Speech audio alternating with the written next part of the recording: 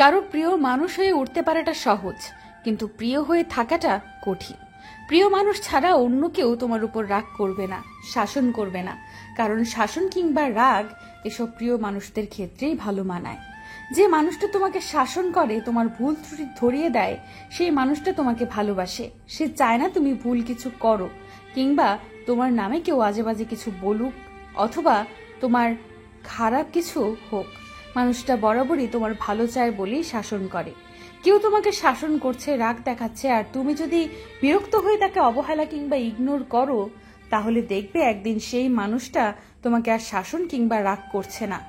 তখন তুমি নিজেই তাকে মিস করবে, কারণ ততদিনে তুমি অনেক দেরি করে ফেলেছ। রাগ, অভিমান কিংবা শাসন করাকে আপন করতে শেখো। দেখবে একটা সময় মানুষটার কাছে তুমি সবচেয়ে বেশি প্রিয় হয়ে গিয়েছো। এই জগতে মানুষের অভাব নেই, শুধু একটা প্রিয় মানুষের বড়ই অভাব।